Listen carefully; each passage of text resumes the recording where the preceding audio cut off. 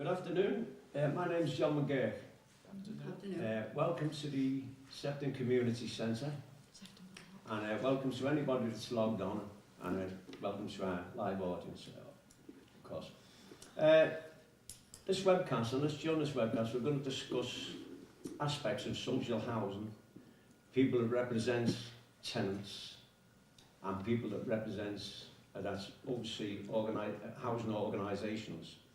We have a panel next to me, Mr. Phil Morgan. He's the director of TPAS.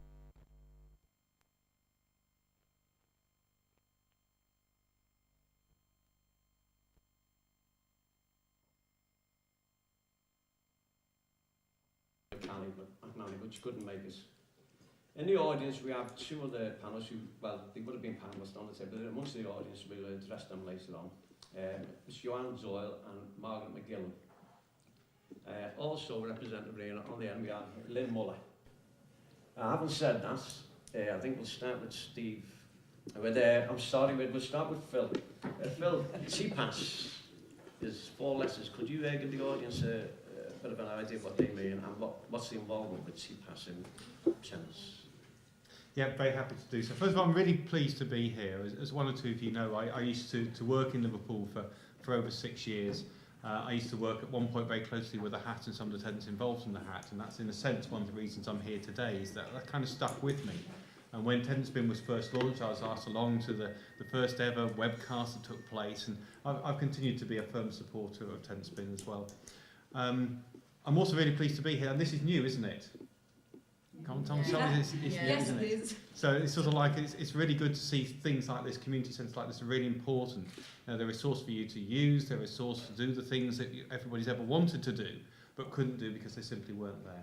So it's really good that I'm pleased to be here, and it's really good that this is taking place here. In terms of TPAS, it's just one of those horrible 4-letter acronyms. It stands for the Tenant Participation Advisory Service. We were formed 18 years ago. We were formed as a membership organisation of landlords and tenants. Our purpose was to promote tenant and resident involvement. That's not changed. That's still our purpose today. We have over 300 social landlords, members of TPAS. We have over 1,000 tenant group members. We carry out our mission through our work. That means we do work for our members, we do consultancy work, we provide a free information service, we do some training and conferences which are supported by government, and we do a whole host of activity. We've got an active website which people are very welcome to go and look at, which has a lot of resources which are freely available for people to access and get hold of. So we do a lot of activity, a lot of work. Like I say, our reason for existence is to promote tenant and resident involvement.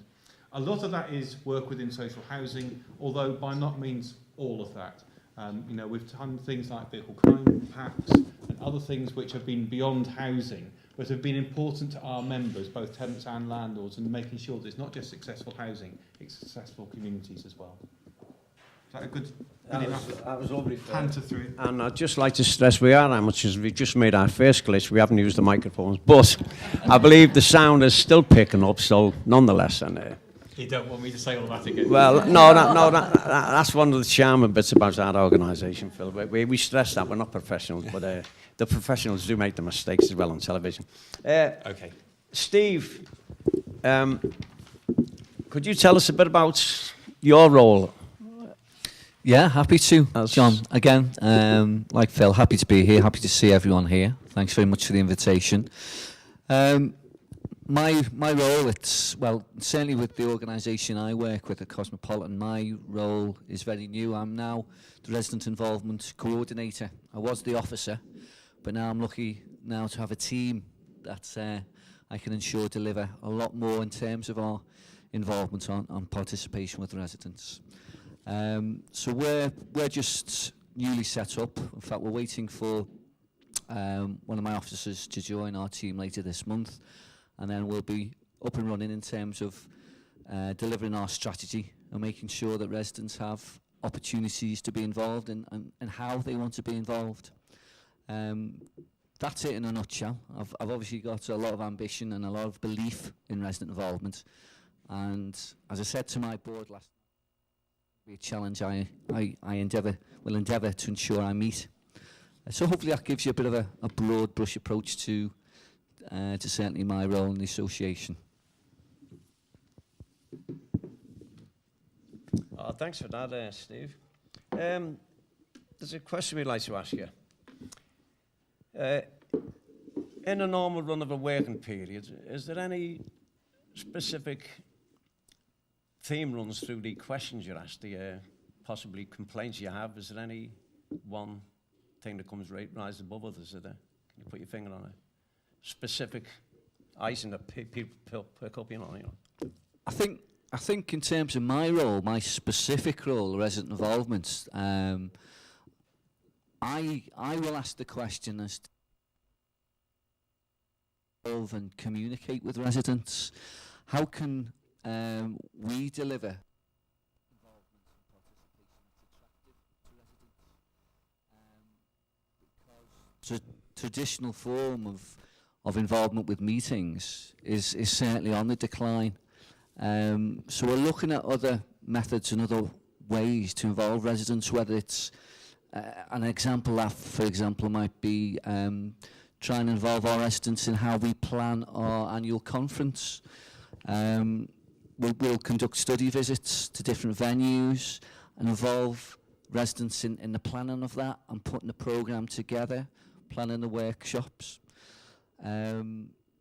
Separately, we'll also now start working effectively with residents to ensure we're putting a newsletter together that people want to read, that's interesting and innovative, and that it's got the residents' input into it.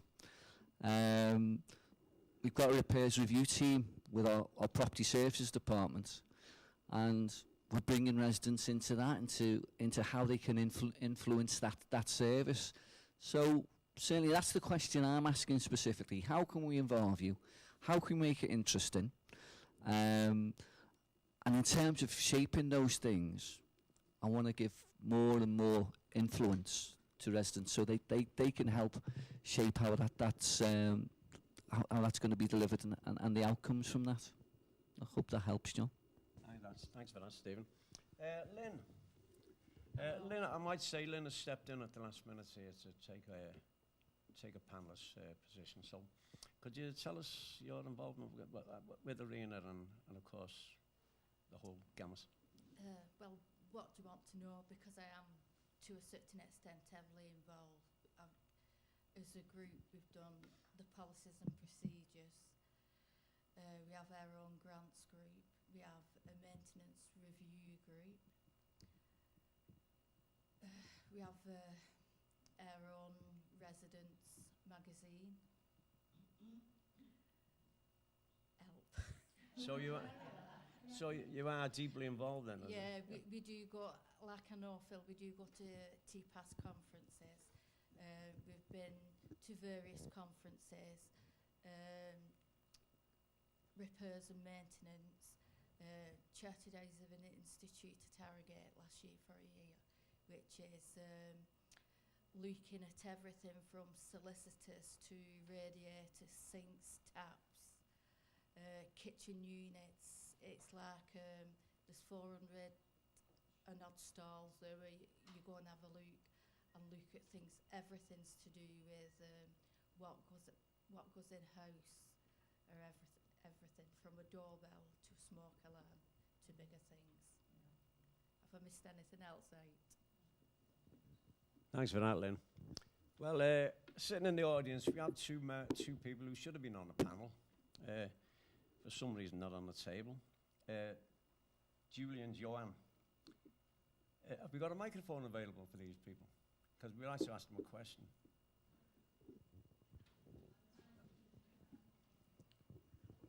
Yeah.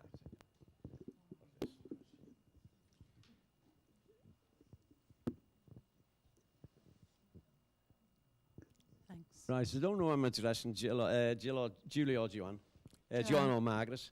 Well, whichever. In terms of residents' involvement structure,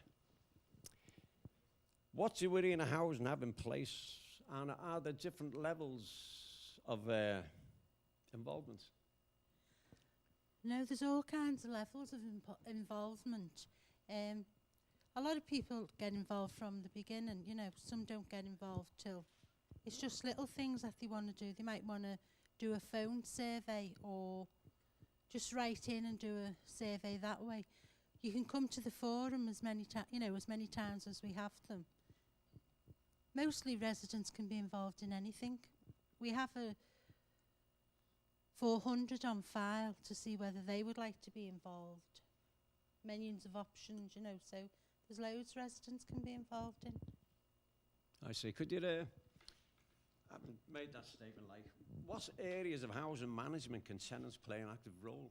Like, realistically, did the panel think, anybody, any areas are off limits, or how deeply can residents become involved? Can tenants, how high can they go as regards?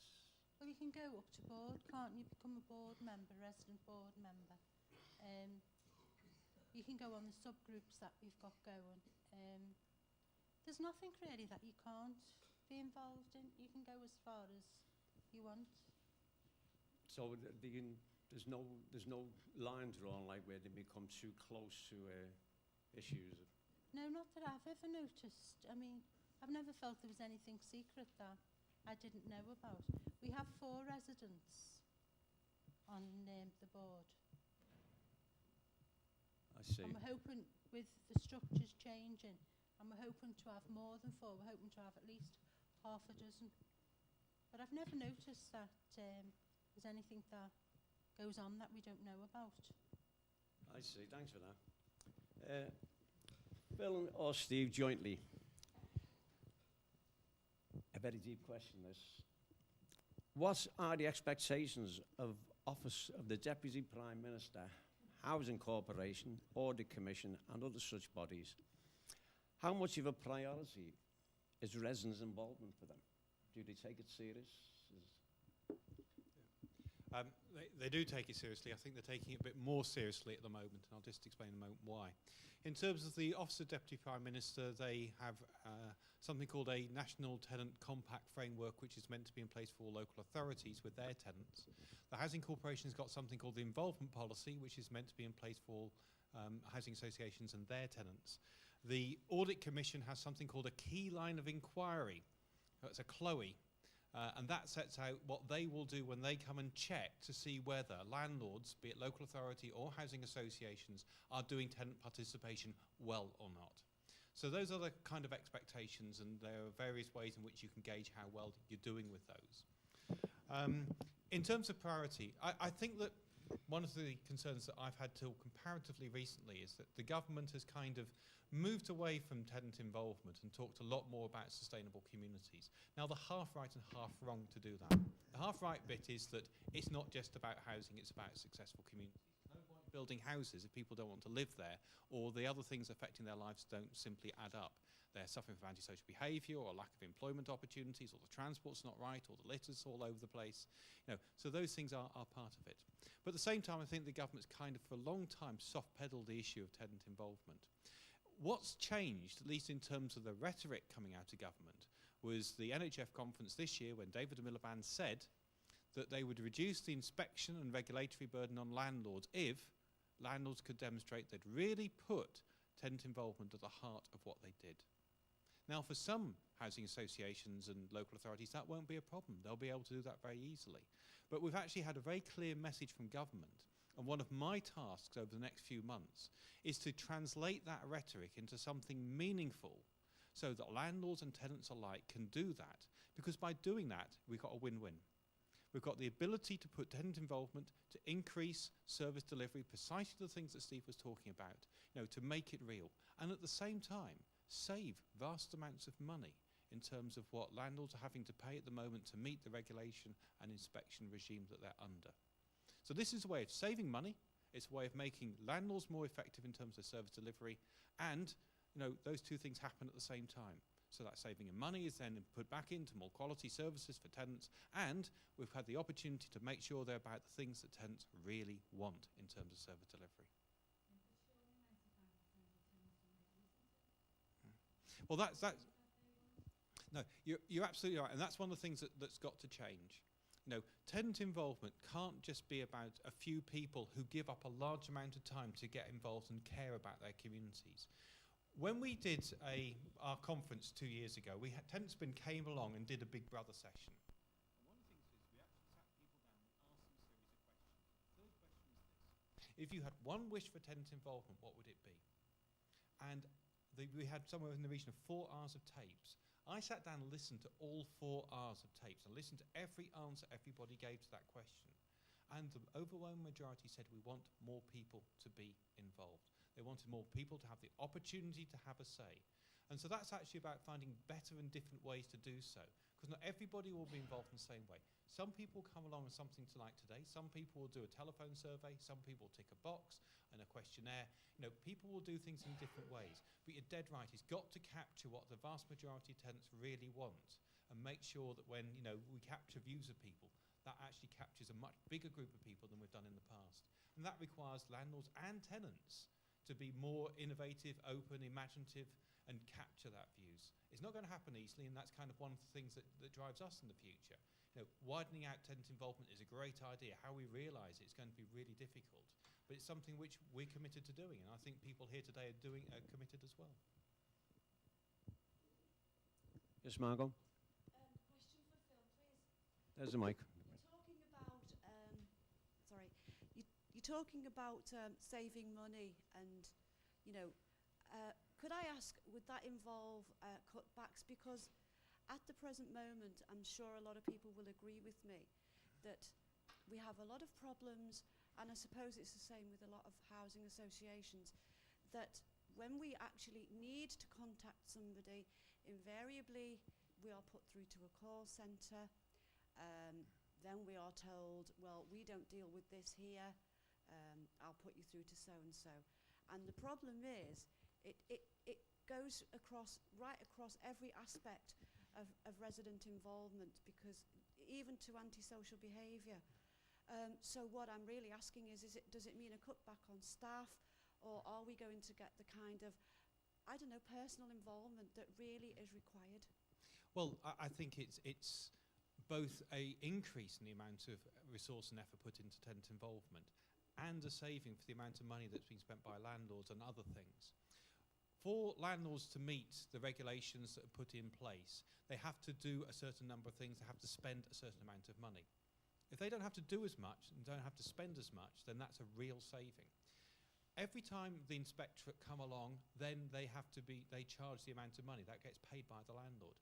If they have to come less, or they have to come for a shorter period of time, then that means the landlord is spending less money. These are real savings. And, you know, they will materialise. You know, your landlord will make real savings. What they should be doing is using some of those savings to actually do exactly what you're saying. Engage people. Make sure that service delivery is better. I can't tell you what the right route is for your particular situation, for your particular landlord. It's not for me to make that judgment. It's for them to do that. But they should be doing that with you. And if they can save you money by doing things certain ways, fine. But what I'm talking about isn't about cutting services. It's actually about cutting the things that don't improve services and spending money on the things that do. Thank you. You want to speak, Dolly? Right out. So I know some people may not agree with me on this, but we can't depend on landlords all the time. We have got to find respect for one another in your community and work together by doing personal visits to one another in your centre, whatever. We've all got a different lifestyle, and we've got to try and understand and respect this. And by working together, like the situation that we're in is, we have 3 different landlords in such a small community, which is Arena, Council and CDS. Now, how would you work like that? You've got to start a forum all together and get representation on that forum for everyone. Not just stick to Arena, a block of flats. They've got 49 in the block. Their centre is for them. We've got to look at what we've got left since the church and the hall is all gone. We've got the youth centre, which holds 100 people. So the government is cutting, the council or whoever is cutting the grants off them, where it would be good enough and big enough to hold us all in whatever facilities we can work on together, the room and the place. Now, how do you do this? Because, I mean, you've got 3 different landlords there, and there's not many can say. I mean, all here is the one landlord, Arena. But that's the situation we're in. And I want to. I have been involved in my community for over 30 years. And to retain a community, you've got to work with the school, with the youth, and with the elderly, and not just one group of people. You've got to respect one another. And this is with the children as well. You know, no matter how naughty or that children, you can get around them. So that's my motto. No, I entirely agree. And one of there are a couple of thoughts. First is, because you've got more than one landlord isn't a reason why you can't all sit down together and talk about housing issues. In Salford, what they're doing at the moment is they're preparing what I think is one of the first multi-tenure compacts. And what they've done is they've engaged with council and council tenants, with housing association and housing association tenants, and they've talked about common service delivery standards that should apply to every single tenant within an area on their housing services. Whether they're council or housing association makes no difference. And in about 4 weeks' time, I'm going along to Salford and I'm actually launching that cross-tenure compact. The second is this. You know, as I've mentioned before, people don't just live in houses, they live in communities. And what you've got with your landlord is the ability to actually get a place at the table to talk about the future of your neighbourhood. Your landlord's part of that, your tenant resident groups are part of that, the other organisations you mentioned are part of that. But you've got the ability to, through that form or through whatever mechanism is right for you, to actually have the ability to get people to sit down and talk with you about it. Because one of the things that's happened too much in the past is that some of our structures have become very distant from real people. And what we've got is the ability to put that real in a neighbourhood context now. We're starting to see the first shifts in government policy in that direction. You know, we advocated 5-6 years ago the creation of neighbourhood forums that would bring everybody together and talk about the issues in that neighbourhood. And 6 years later, the government is just about picking up on that idea. It's not rocket science. It's not an idea that's peculiar to any particular organisation. But I think what we're starting to see is the beginnings of that, because people have realised that to make successful communities, you need two things. You need to have the ability to create the jobs and the wealth which sustains a particular community, and you need to have successful social structures that support that. You know, be it neighbourhood forums, or be it this community centre, or be it schools, or be it churches, doesn't matter very much which individual bits are. But making successful communities requires those two things to go together. The opportunity to create wealth within an area, money, whatever you want to call it, jobs, and you know, the social glue that holds people together and makes their life real and makes a community a success. Thank you. Good afternoon. My name's Lynn Stonehouse. I chair our local community group. I'm an arena resident at Warrington in Cheshire. What I'd like to know is, we have 100% backing from Arena, both financially and supported with our CSOs. What I'd like to know is, we try really, really hard to do what this lady says, to involve everybody. We too have Arena residents and private landlords, shared ownership. You know, but we involve everybody. You know, on a regular basis, we, myself and Brian, who sat behind me, he's the treasurer, we make leaflets and we take them round, 700 leaflets. We do currently get the same amount of people, usually about 30, which is good, I believe, for a community group. But they come and we do it earlier so they can have a cup of tea and have a social side of it as well. But we try so hard to get them motivated, and it's like flogging a dead horse. I mean, we had coloured competitions over Christmas. Not one entry was returned. You know, we looked into doing pantomimes. Nobody was interested. So what can you do when the community is not interested? Well, there's a couple of thoughts. You won't be the first people and you won't be the last people to try something and it hasn't worked. It's as much about an approach. There isn't an answer. I can't sit here today and say, if you did this, it's the answer. You can do citizens' jury, and I've actually been to a citizens' jury here in Liverpool talking about antisocial behaviour with local residents, forming that jury. You know, you can use different forms of IT, you can form different types of meetings. You know, your point about, you know, putting on tea and coffee for people when they arrive is really crucial, because why people turn up at meetings isn't always because they want to come along to a meeting. It's because they actually get something else out of it, and that social interaction you get with other people, your neighbours, other people in your community is a crucial part in it. It's the approach that matters. And it's the approach that says, right, there's lots of things we can do. Some of these will work and some don't. And one of the things that we have nowadays is we're very scared of things. We've become very what they call risk adverse. So we kind of, get put off doing things which are exciting like pantomimes or whatever because they might fail.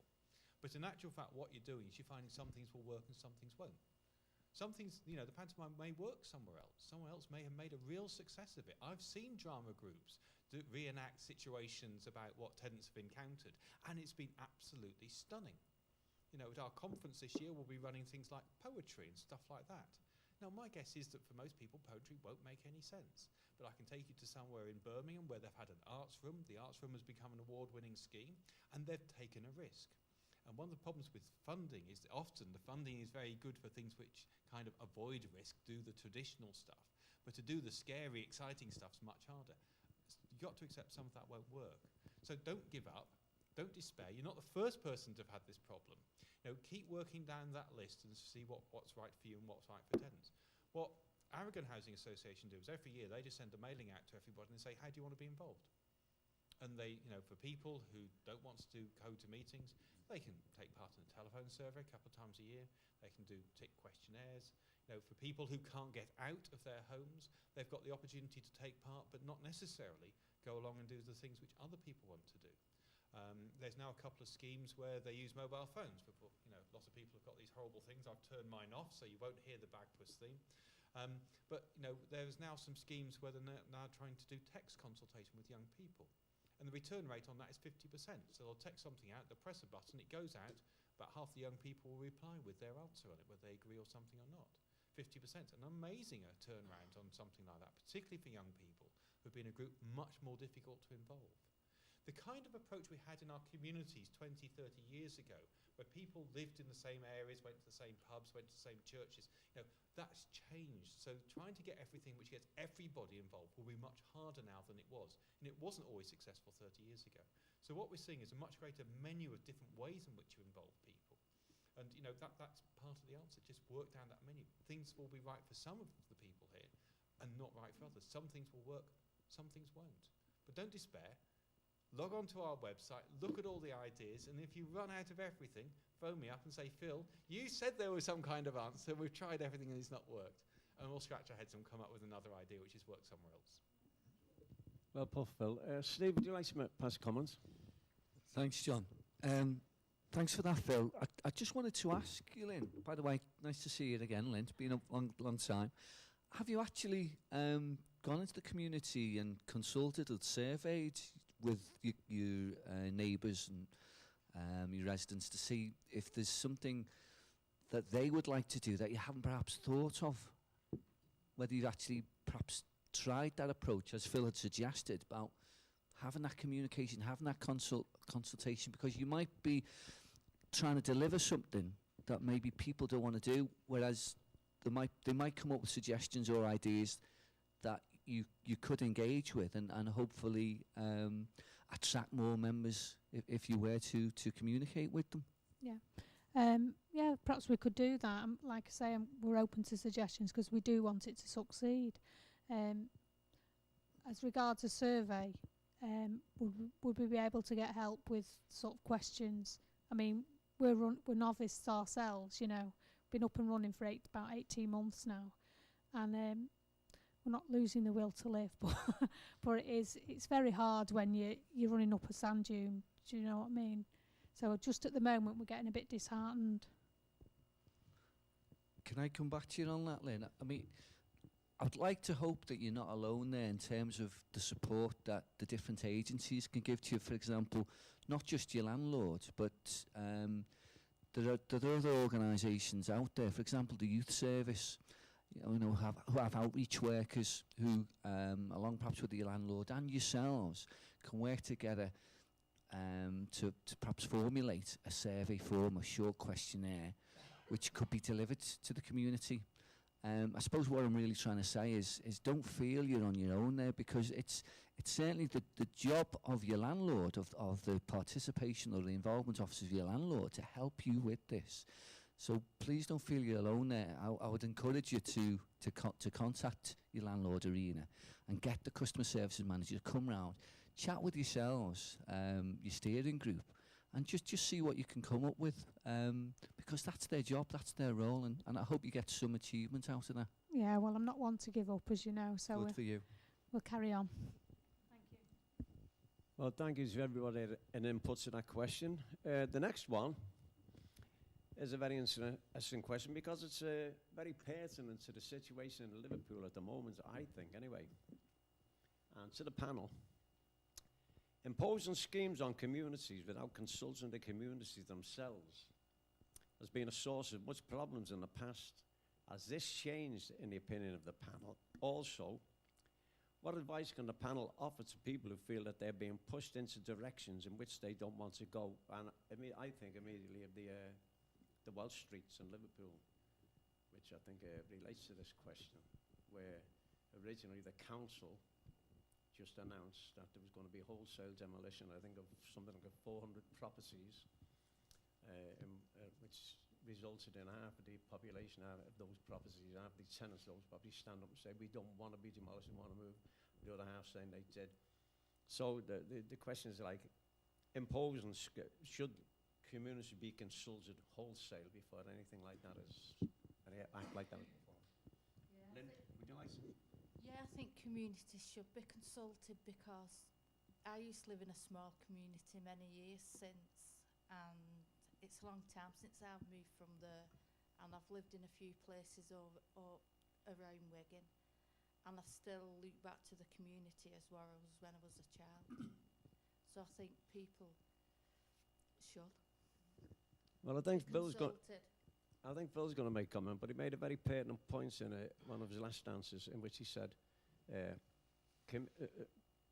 it's tenants, it's not just about houses. No. It's about, and I think it's more It's about about people. communities, and in this case, the Welsh Street situation is a very hot potato, I think, because you've got to see the point of people who've lived in houses for 50 years. We don't want to move, we just want them regenerating, we just want them. Excuse me, so could you speak to Margaret about that, please? Hello, I'm Margaret. I'm a tenant, a resident of Arena, but I live in Anfield, and we hope we're a flagship area for what you're talking about, the Welsh Streets. We've been working for 6 years as a joined-up agency and residents in the community to work on a master plan for our area, because our houses are all coming down. But we've been consulted every step of the way, and funnily enough, today is the day that the master plan is going into the city council, because people, as the agreements are made all the way along, the residents are all involved. The council didn't come along and say your house is coming down. No, but didn't they originally? Didn't They did issue an originally edict saying in we're demolishing 1999. 400 properties? They were That was going the- that was the original, Yeah. but the residents, all residents, it didn't matter whether you were RSL residents or owner occupiers. They just stood back and said, no, we're not having that.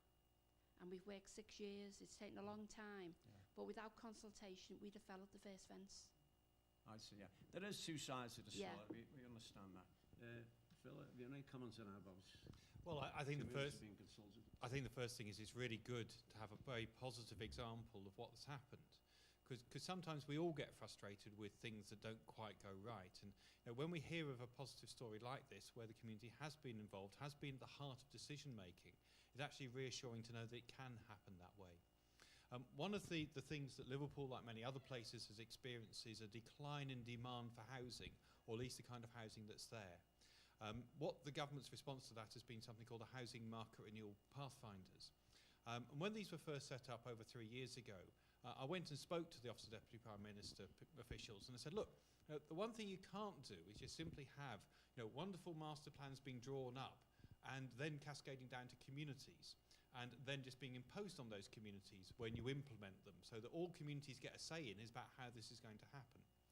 I've always accepted, and I think we need to acknowledge, that sometimes houses need to be demolished. Sometimes they are not what people want to live in. Sometimes they're not what people can maintain or haven't got the wherewithal to maintain because they're just simply too badly built. So some demolition may be inevitable. But what's wrong is where those plans are being drawn up without any engagement with people at all, and the first communities hear of them is, we're going to knock down 500 homes. And what I've argued for is there needs to be a clear and coherent way in which the pathfinders, engage with communities at a much earlier level. We've put in proposals along with an organisation called the Chartered Institute for Housing to do a piece of work which ODPM are currently considering to do precisely that, to find ways to make sure that pathfinders engage with people. And you might say to me, well, that's a bit late, but in fairness, we were raising this point over 3 years ago, and it's taken this long for the mechanisms within government to recognise a point and actually get to the stage of actually doing something. I know that some of the pathfinders actually have engaged successfully with residents, and I can give examples both here in the Northwest and beyond of what's happened to do that. But it's not a consistent and clear picture. And certainly I think if the first thing people in the community hear is, we're going to get our homes demolished, then I think that actually is been a fundamental mistake. I don't think communities can always agree absolutely everything that always is going to happen. But if they're not part of the process, they feel done to. And that gives them no feeling of empowerment, no feeling of ownership about anything that takes place. So the real trick is to make sure that people engage at the beginning. It doesn't cost anything to do this. We're talking about spending hundreds of millions of pounds of public money and even more of private funding. So the amount of money you need to do to engage people in the process meaningfully is small compared to the amount of money that's being spent overall. And doing that means that you can create sustainable communities because people will tell you about what they really want. Not what some glitzy PR company tells you that they want, but what people themselves really want. Thank you, Phil. Stephen, got an opinion? Just quickly, if I may. Again, I agree with all the points Phil's made and certainly comments we've had from the floor. I just want to step back a bit in terms of the actual question you asked about consultation, and take it from my level, if you want, as the coordinator of Cosmopolitan. I mean, I'm passionate about resident involvement, I really am. I know it works, I believe. I think the difficulty I've had is that in terms of the association I've worked with, the culture isn't always there, which is not just frustration for tenants, but frustration for me as a member of staff. But what we have now, and we touched on it earlier, there's regulation out there, particularly the key lines of inquiry that Phil mentioned, the Chloe's. And they have specific themes in terms of access to services and the impact of resident involvement.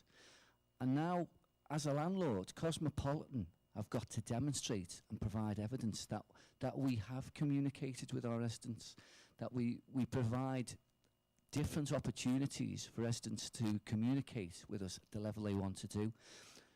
We've got to provide that evidence then. If we go to go and consult with our residents about service improvement, we've got to demonstrate the benefits and the costs of improvements that we're keen to consult with. So certainly from my point of view as a member of staff, I've got the tools now, I've got the armory that I can use to influence my association to make sure we're doing the right job and make sure that we're consulting the right way with our residents. Thanks for that. Thanks, Stephen.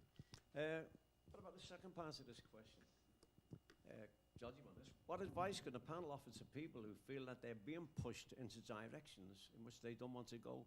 Again, it's appertains in a way to the Welsh Streets because the half that want to leave, okay, there's no problem there. The council has a problem on hands with the people who want to stay. What advice could you offer to the people like they want to stay? Is there any way out? Is it inevitable now? Just keep talking.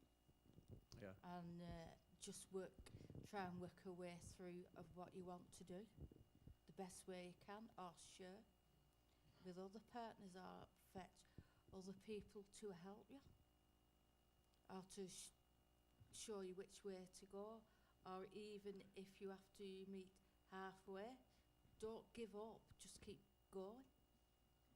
Exactly. It is a dodgy situation the council have on hands. Well, there's a question for the panel as a whole. What does the future hold for residents' involvement? The future. How has the idea changed over recent years, and do the panel have any predictions to make? And how important is the use of creative thinking skills involved? Can I take that one first, please, John? Certainly from my point of view, I'm very excited about the future for resident involvement, tenant participation. I'm thrilled that there are finally mechanisms in place which have been led by the government Housing Corporation, the Audit Commission, to ensure that as landlords we are consulting and communicating properly with our residents, and we've got the opportunity for that influence to affect our services.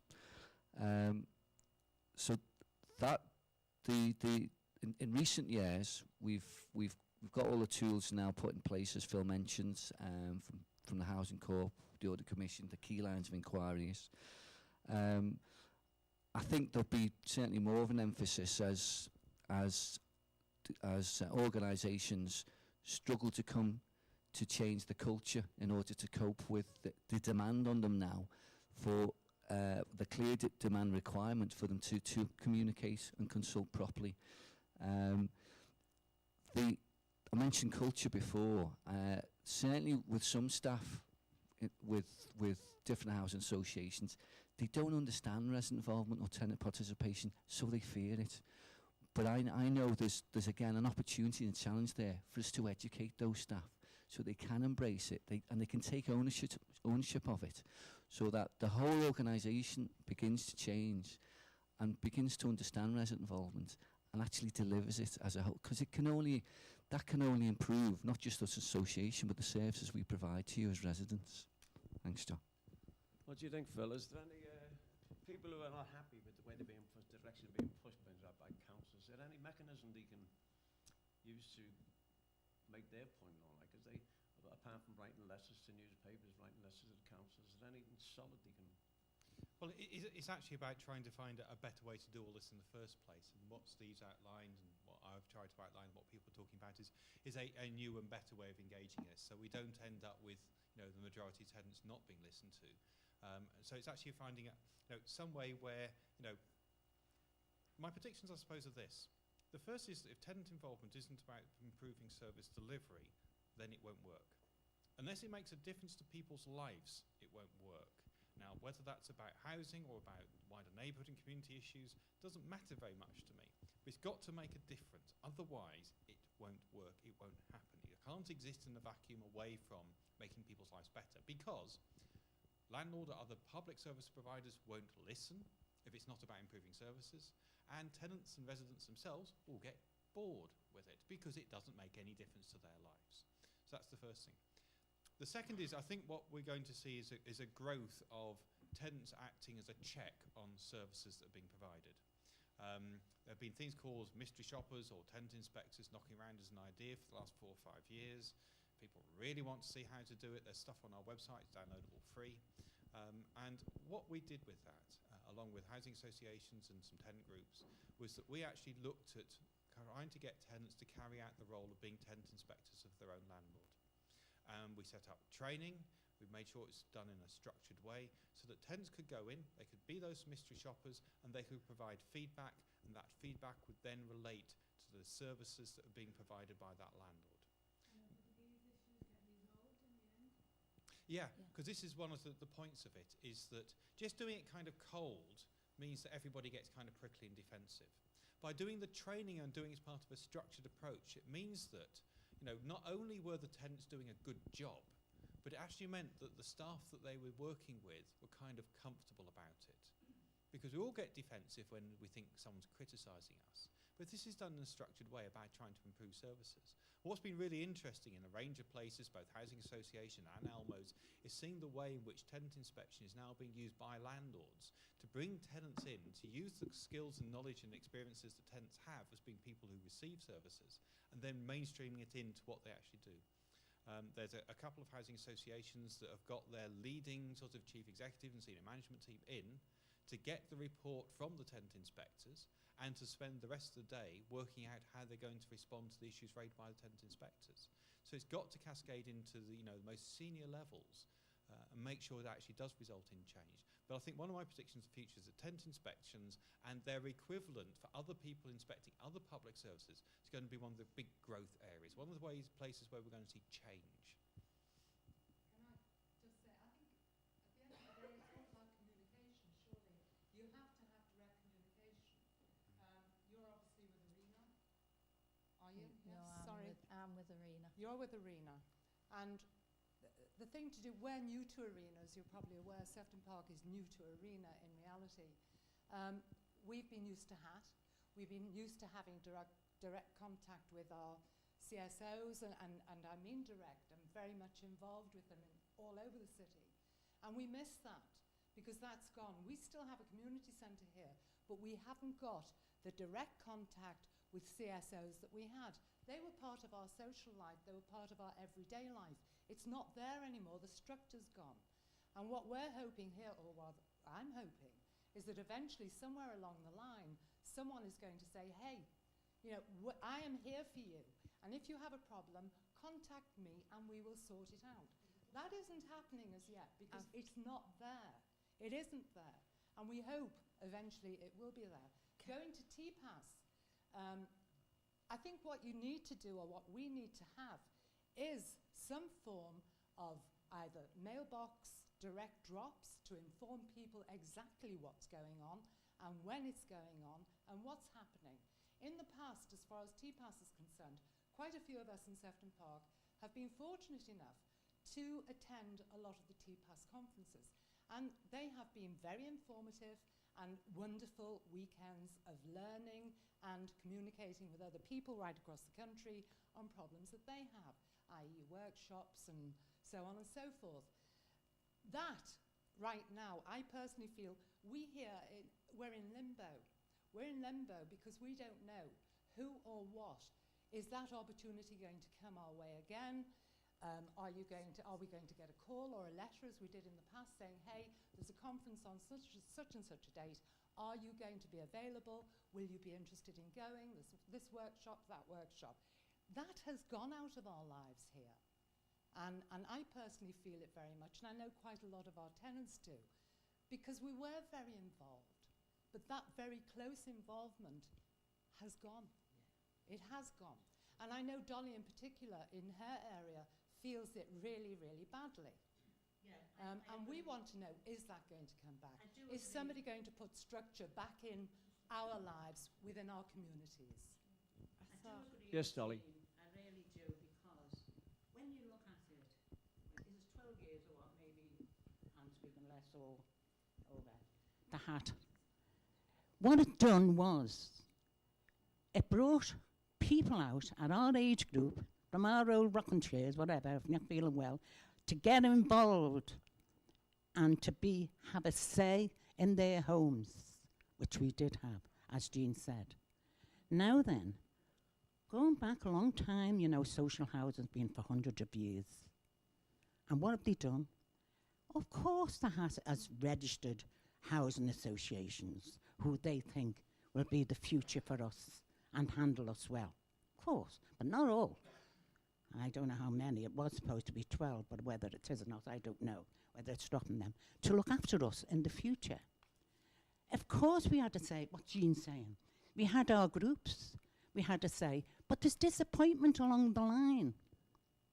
Because, let's be honest, I'm not criticising the HAT at all. I'm criticising the partnership they worked with, in partnership with all, the council. Because the council give these blocks away for nothing, let's face it. They give them away. And feasibility studies were done. 38 years I lived in my block. Going to meetings, away days, as she said, talking about the future, and the 2 blocks would be done. The 2 blocks weren't done. There were 2 blocks weren't done, because 1 block. So the one that we lived in, no, I had to go over in the other block. But I wasn't happy. I've ended up in a bungalow. I didn't want a bungalow. I said at my meetings, bungalows are for people that can't get out. And really, physically, they haven't been out the blocks or the flats for years. That was my wish at my meetings. I believed in putting them people in front of me. But let's face it, you could have a mixed tenure. This city centre is going like a gold mine, because the prices they're asking. How can local people pay the prices for what they're asking for these apartments? In the past, the Labour was criticised for high-rise blocks. Now they're going higher. They're higher. They've got no sky. Sky's the limit.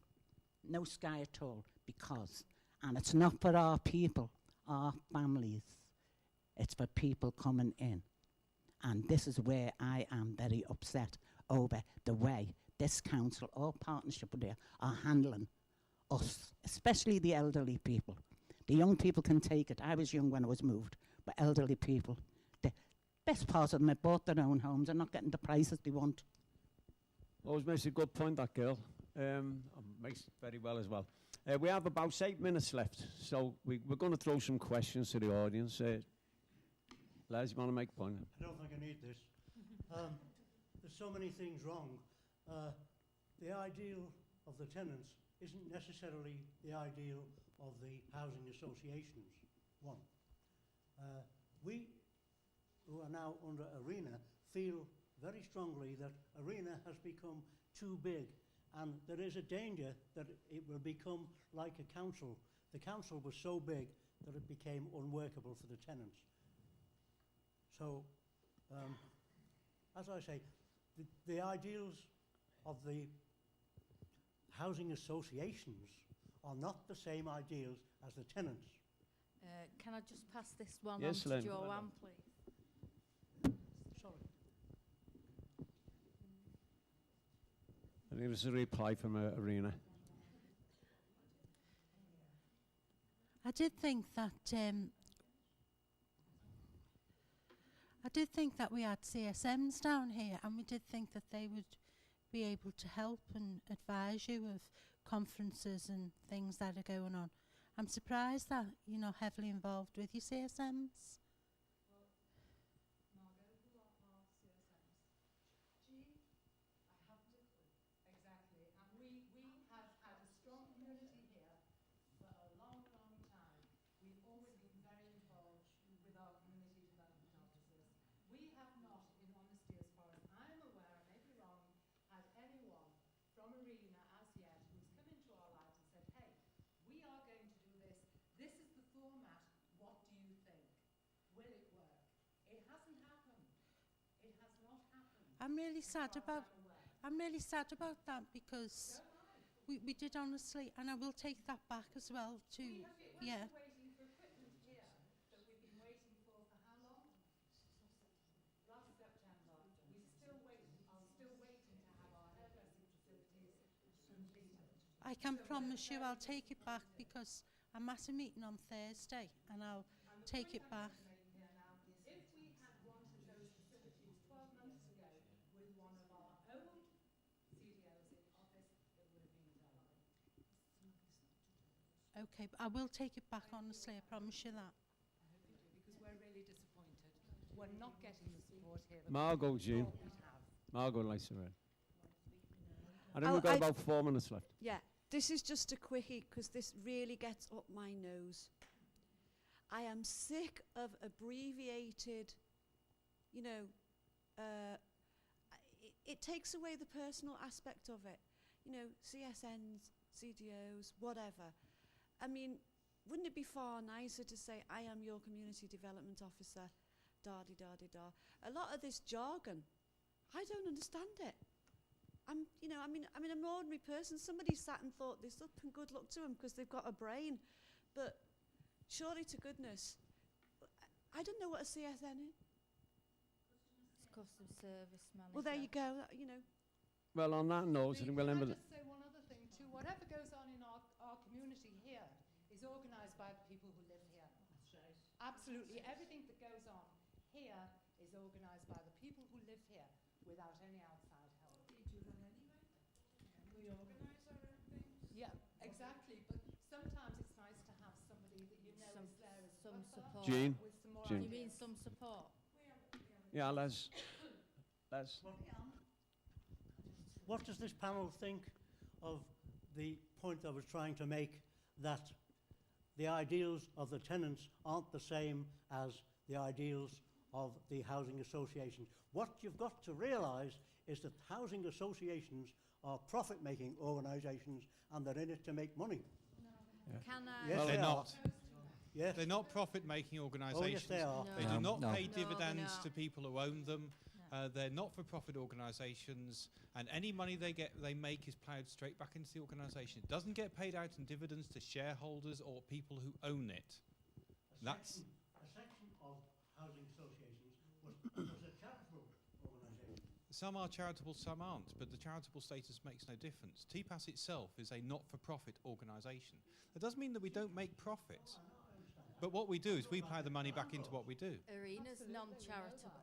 Yeah. Excuse me. Arena's a non-charitable.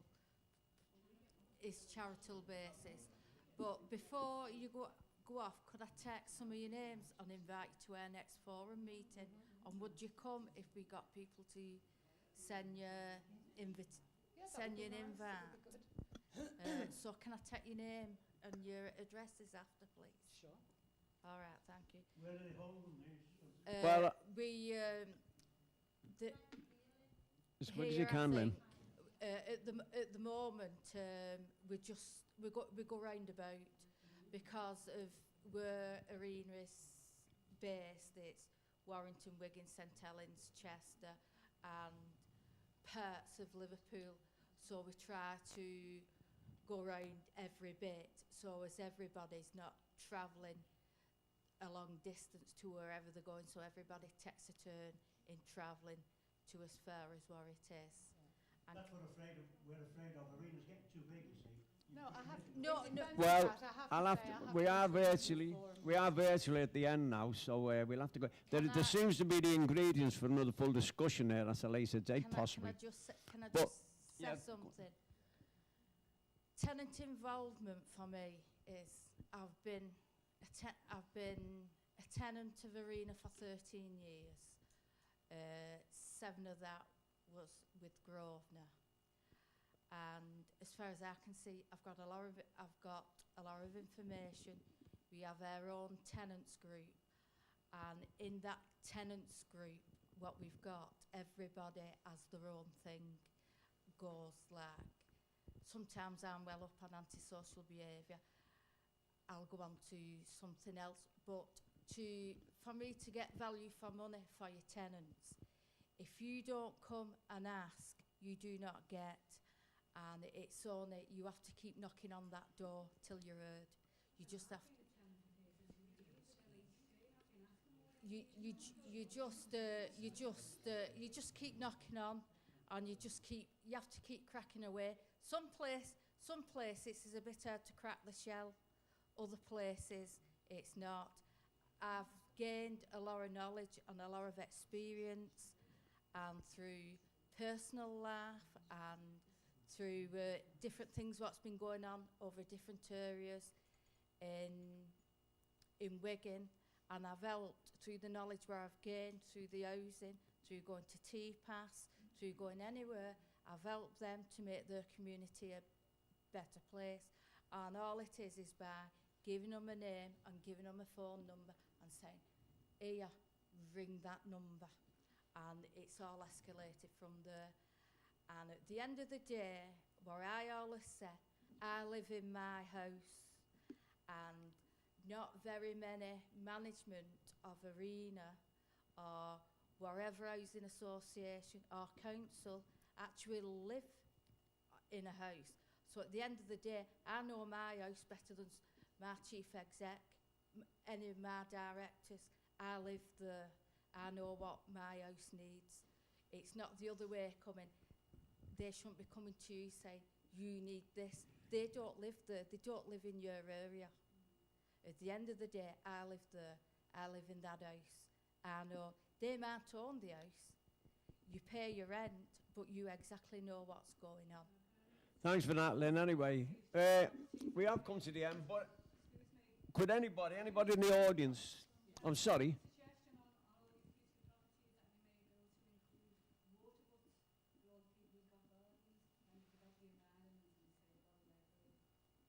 Yeah, good point.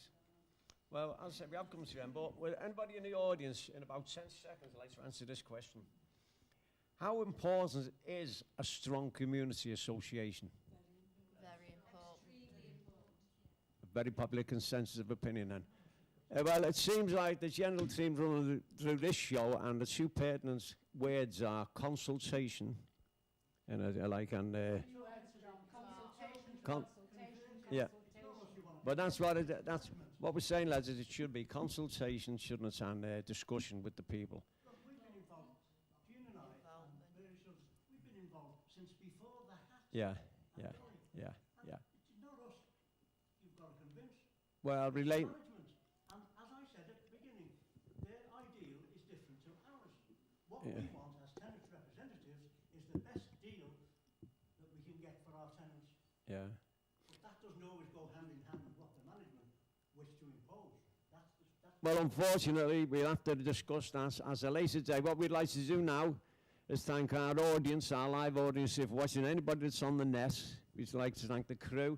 We'd like to thank Phil, Steve, and Lynn. Been very competent, very able panel. Hope they've answered a lot of questions. I hope we all meet again in the future. I'm pretty sure we will. Thank you all very much. God bless and take care.